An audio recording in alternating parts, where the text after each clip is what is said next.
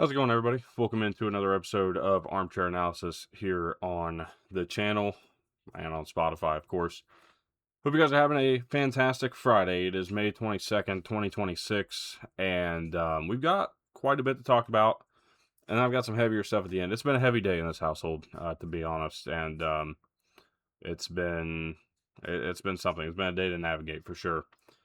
We'll cover that at the end. For those of you, it's not college football related. So some of you already are going to know where I'm going to go with that.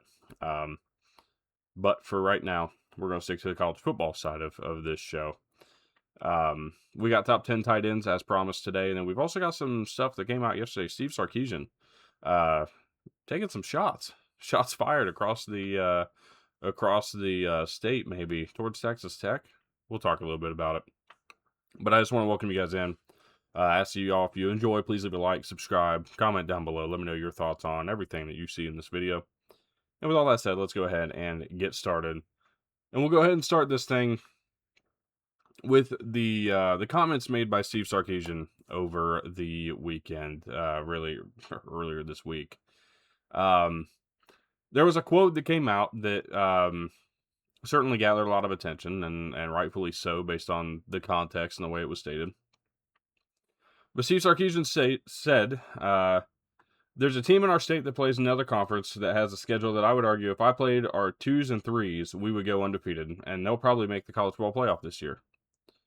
I think we all know who they're talking about. That's Texas Tech, the team that's notably spending heavily in NIL. It's not Houston, who is as good as Texas Tech and probably plays a similar schedule.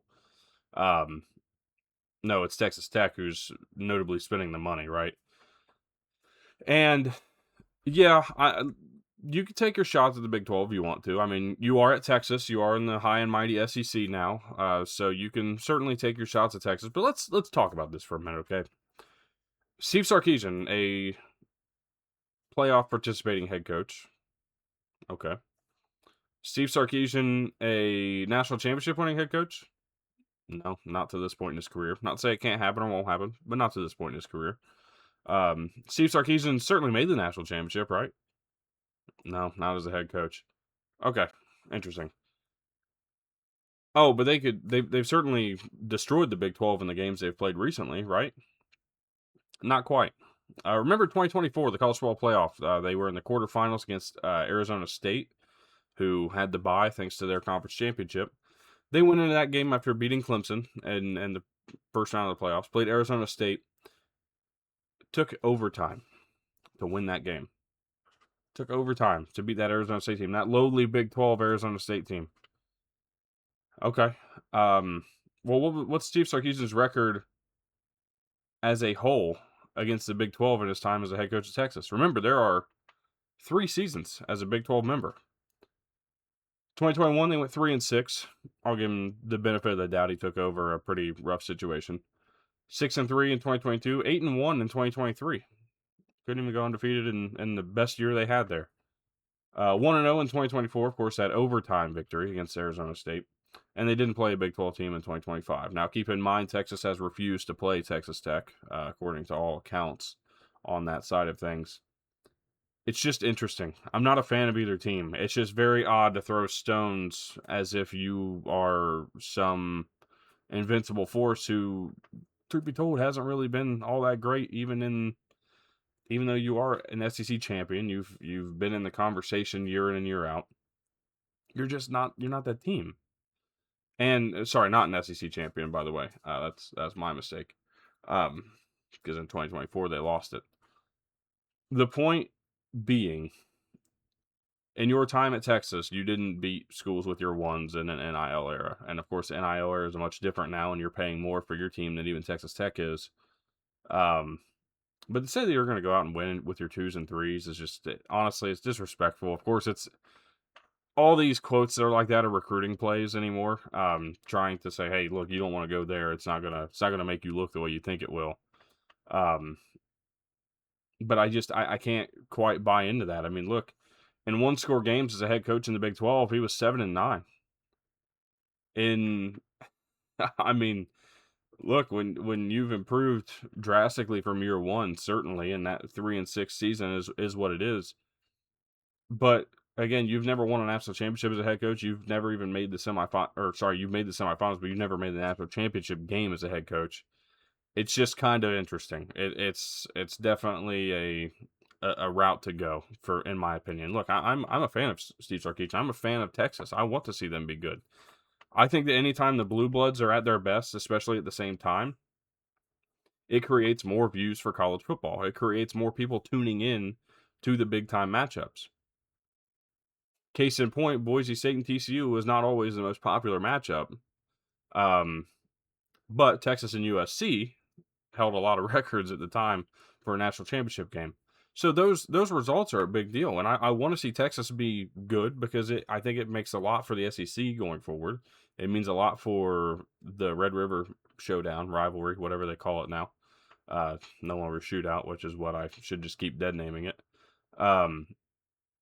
It's to me just an interesting theory because you would think that you would want to see college football as a whole succeed because it's the best case scenario going forward. Now, I understand the SEC and the Big Ten don't care about that because, well, they've got more money than they know what to do with, or they think they do anyways, outside of the, payments that haven't gone through yet for some players. It's just interesting. It really is. And it just kind of feeds into this mentality. And I'm telling you right now, Texas is going to have a target on their back when they play somebody that's not in the SEC. It's going to open some doors in the playoffs, and I think there's going to be some motivated teams that go to play them.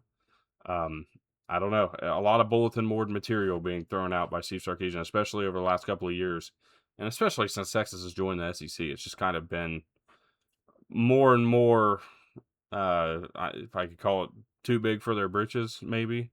It's going to be interesting. It's going to be interesting because, again, I'm a fan of Texas. I think they're going to be really good this year. I have very high hopes for their end results. As a matter of fact, yesterday I kind of dissed Texas. I forgot to put Cam Coleman on the list for top 10 wide receivers. Completely blanked Cam Coleman out of the list because the name never even crossed my mind. Now, that might be because it wasn't the forefront. Maybe he's not one of the top 10 names for me, but like at the same time, I completely missed it. It wasn't even considered. So, I mean, I get it. I've maybe left Texas out to dry a little bit yesterday, but for me, I think this is a really good team, and I feel like, I've always been kind of a work in silence kind of individual, and kind of do your business in silence. So I respect and kind of resonate more with the coaches that are that way. The Clark Leahs of the world, the Nick Sabans of the world. Work in silence, do your job the way you're meant to do it, and take care of business. And this has kind of been Sarkisian's MO, even going back to USC. It's interesting to me. So I don't know. We'll see how it goes. I think this Texas team's, again, got a lot of talent and a lot of opportunity in front of them this year to put the SEC maybe back on top. And then you go out and do things like this. Like, if you just work in silence, I feel like that pressure doesn't build so much. But who knows? Maybe that's what they liked over there in Austin. It's just an interesting thing. Let me know what you guys thought. Do you guys think that this was a shot at Texas Tech specifically, or a shot at Houston? Seems pretty obvious Texas Tech. I mean, the money is certainly there at Texas Tech versus Houston, but who knows? It's again, I'm curious to see it. Curious to see what happens. Moving on, we got a top 10 list for you. It's the top 10 tight ends in college football, and of course, as we rolled through this list, I went through this list with some differentiating opinions. I went to a good friend of mine, and we kind of talked through it. He had sent me his list prior, and I was like, okay, I see what you're saying here. I understand what you're getting at. Playmaking was his MO for this list. My MO for this list was, can you do both? Can you be a good receiver and a good blocker? And if you matched both of those categories, you automatically got placed very highly. And the guys that didn't, I definitely, when you didn't match both, if you were a receiver or a playmaker, you got the benefit of the doubt at that point, because I feel like that kind of a play style can certainly benefit you further. So there were 3 guys that I felt like matched both, and then the rest I kind of put in to this interesting category of, are they a playmaker? Can they do both? How good are they at both? And I feel like we got a really good list here. Okay, so hopefully full agreement throughout the course of this thing, and we can have a good discussion down in the comments. So with that said, let's go ahead and pull it up on the screen. And it starts at number 1 with Texas Tech's tight end Terrence Carter. Look, he's the best tight end in college football at the Power 4 level, and it's not really close to me. I feel like he's again one of the few that's able to do both. He's a really solid blocker, but he does make a lot of plays in space. He hit this list for me, and it was a no doubt number 1. Now, the no doubt number 2, though, was Garrett Oakley, and I was very, very impressed when I went and looked at some of the in-depth stats, especially thank you to PFF. That's where I get a lot of my stats and info from. Garrett Oakley has started to really climb that list, and he's obviously been on this list for me for a while. I'm kind of got a notable soft spot for K-State, especially now with Colin Klein back at the helm at K-State. I'm certainly in on K-State. But Garrett Oakley is a guy that I think is really going to not only fit well into this system going forward, but I also think that he's already been fitting well. He did really good under Coach Kleiman. He's going to do really well again going forward. And the fact that, again, he does both at such a high level. Him and Terrence Carter were the only Power 4 players ranked in the top 40, both in receiving and blocking at the tight end position. So these two guys, without question, the top 2 tight ends in college football. Now, the only guy in the top 5 in both receiving and blocking, Temple's Peter Clark. And this is a name that we should probably start getting familiar with, especially if you're an NFL fan, because I think he's going to be drafted in the next, I believe it's going to be this coming 2027 NFL draft. Peter Clark is the only guy ranked in the top 5, and as a matter of fact, he's ranked in the top 3 in receiving and run blocking in college football at the tight end position. He is a do-it-all player at the position, and that's something that is really, really missed a lot. He kind of fits what you would expect from a Harbaugh-style offense, a Jim Harbaugh, maybe even the John Harbaugh offense, and I feel like if you're going to see Peter Clark drafted first round next year, it's going to go to New York or L.A., but Clark is going to be one of those guys that I think is really solid and going to be a sound leader for this Temple program. Look, they are, without question, in a little bit of a period where they don't really know what the future is. I wish they would have been able to keep Evan Simon. Obviously, he was a senior, had to graduate, but this team has a lot of potential, I think, this year to be kind of a surprise in the American if they can put it all together. It's going to start with the leadership of Peter Clark. So that's a name that if you're not familiar, get there. Keep an eye on him throughout the course of the season. At number 4 is Oregon's Jamari Johnson. He was the number 3 rated player in receiving and for rightful reason. Now, the reason that he's not as known is because, of course, he was behind one Kenyon Sadiq. Jamari Johnson's going to step into this role and be just as good. I see no fall off from the tight end position at Oregon this year. If you're, again, not familiar, get familiar. Speaking of not familiar and getting familiar, Javonte Connor of Vanderbilt, previously of East Carolina, man. I say that because I used to live in Eastern Carolina, from ECU, East Carolina. Look, going to be pretty familiar with the environment. Dowdy-Ficklin is a rowdy place for a group of 6 teams, sorry. He's going to go over to Nashville, play for Vandy. He's going to fit right into this system. If you liked what Eli Stowers was, you're going to really like what Javonte Connor can do for you. So he's going to be my number 5. At number 6 is going to be Ben Brahmer, and these next two were right hand-in-hand lockstep. Ben Brahmer and Luke Lindenmeyer are my 2 favorite tight ends in the Big Ten this year. I have no questions about it. I have some other guys that I'm excited for, and I think are going to jump into that conversation or jump higher into that list. But for right now, Brahmer, of course, came over with Matt Campbell from Iowa State. Luke Lindenmeyer has been at Nebraska for a few years, has been able to make some plays. I think he's going to become a bit of a favorite target for Anthony Calandria at quarterback there in Nebraska. At number 8, we got Lawson Lucky. He spent some time as the backup, of course, to Oscar Delp, and now as the full-time number 1. He's going to jump in, be a really good receiving threat. His blocking has a lot to be desired, but I think that it's going to be overcome by his playmaking ability. At number 9, you got Trey'Dez Green of LSU. Similarly to Lawson Lucky, going to be a very big deal in terms of what he can do in the receiving game. Blocking might be a little bit of a concern, but the playmaking ability. Michael Masunas, same deal. Of course, he comes over from Michigan State. if I'm not mistaken, as a matter of fact, I'm going to go log in real quick and check this out while we're talking. But if I'm not mistaken, and I don't believe I am, Michael Masunis was the number one graded tight end in college football last year at Michigan State. Number one. I mean, it ain't even close. I'm waiting on it to pull up, so forgive me. I'm getting there. It's taking a minute to load. But Masunis is going to be a really big deal. I'm excited for what he's going to do. He's going to take over that Jack Endries role, and I think it's going to be.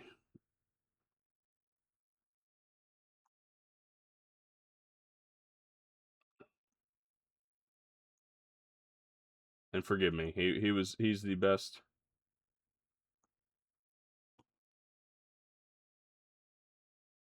Okay, now that I'm looking at it, it says something different. It is what it is. He's the number 5 rated receiving tight end. Oh, I know what it is. Of anybody that had over, I had a minimum number. I think it was like 20% of targets or something. 20% of the targets. Yeah. Um, they had 20% of 94 targets as a player. Michael Masunis matched that number. He's the number 1 graded tight end there in the receiving category. Had to be on this list. Fit it. So sorry for that. I had to go in and remember exactly what the filters were because I don't just go based off of the actual grades, of course. Otherwise, I'd be I'd be putting a bunch of players on here that aren't even in the conversation. You have to reach a certain number of things. So it's going to be really interesting to watch Masunis and how he kind of fits into that offense, how he meshes with Arch Manning, of course.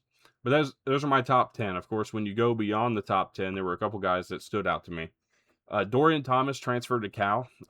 He's going to be another guy that Jaron Keawe Sagapulutele. I'm going to get that name a lot smoother as time goes on. But he's going to be a guy that I think really becomes a favorite for the young sophomore quarterback out there in Berkeley. Theo Orstrom was a guy that came up in my mind a lot. I really wanted to find a room for him to be on this list from Texas A&M. He missed out just barely. He's my number 12 if I had to put him in that order.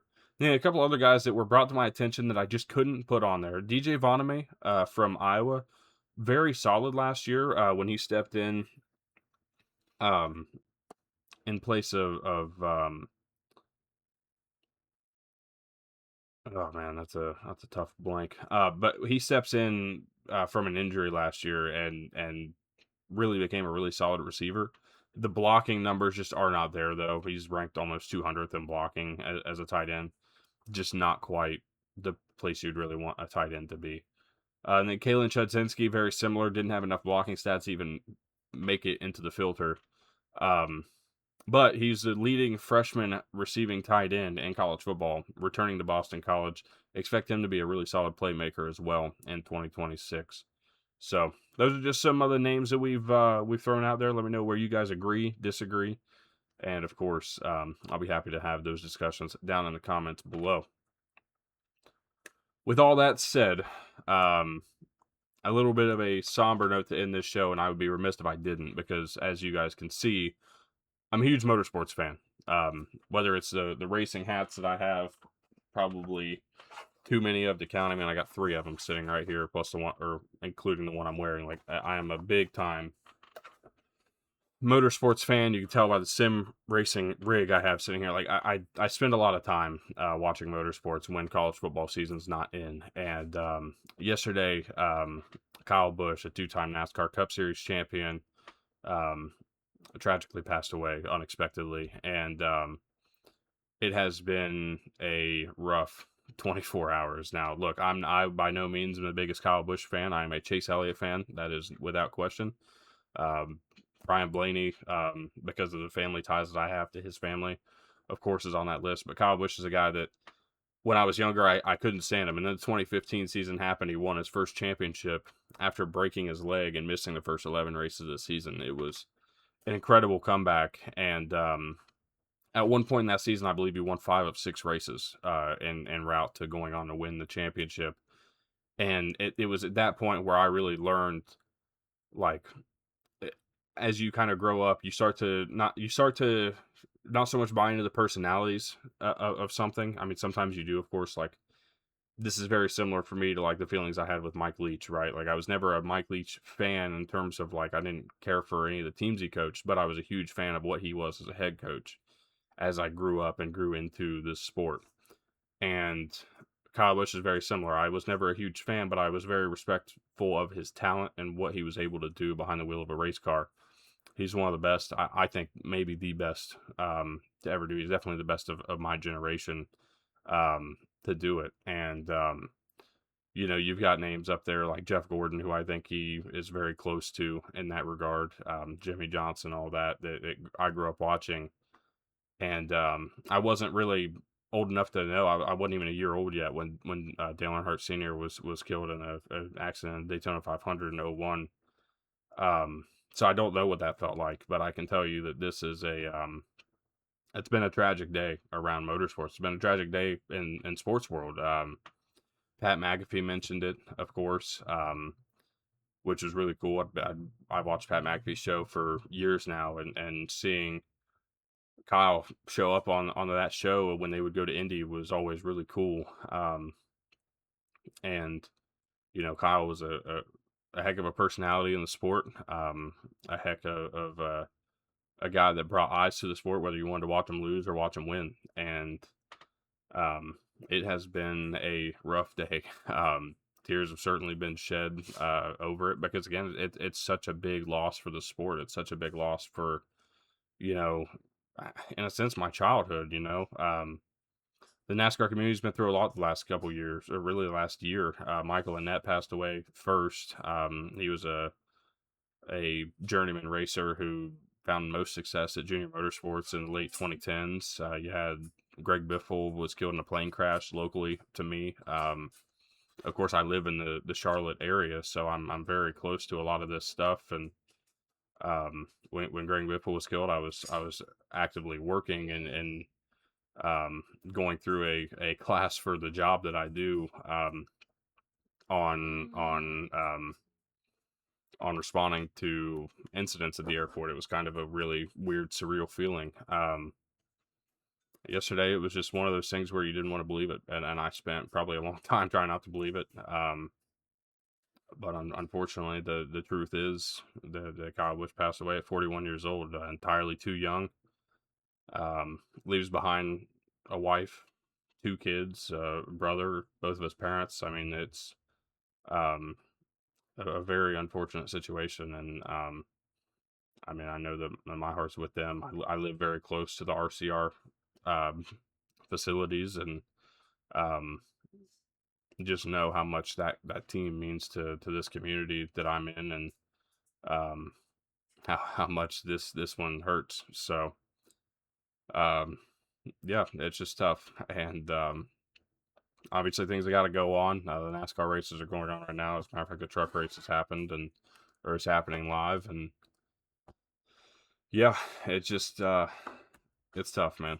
So yeah, I appreciate y'all tuning in. Just remember, I think one thing that you have to learn from any of these types of situations as they happen is that you can never take it for granted. Not a single day. And I've had to learn that the hard way the last year. You know, I've lost a couple family members and stuff like that, and I feel like you just keep getting reminded you can't take anything for granted. So if you take nothing from my episodes, know that every day is a gift, and just be so grateful that we have them. The opportunities to build families, the opportunities to build friendships, build relationships with people, and you know, it's a precious and fragile world we live in, and I just feel like taking every bit of that every day, considering it what it is. It's super important. So I thank y'all so much for tuning in. I hope you guys enjoyed the video, even though I had to end it on a somber note. I was not going to skip over it. May you please leave a like, subscribe, help this channel continue to grow. Follow us on social medias, check out the Discord, and yeah, with that, we will be back Monday. I'm not sure that I have anything planned over the weekend. If I do, it'll be a surprise for both of us, all of us here. But we'll be back Monday with another episode. Monday, we will start our defensive rankings. We'll start with defensive line. maybe even edge rushers versus defensive tackles, linebackers, safeties, corners. And then we may have one more, try to get that O-line video somewhere in there.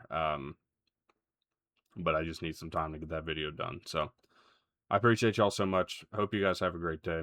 And with all that said, we'll see you guys on the next episode of Armchair Analysis.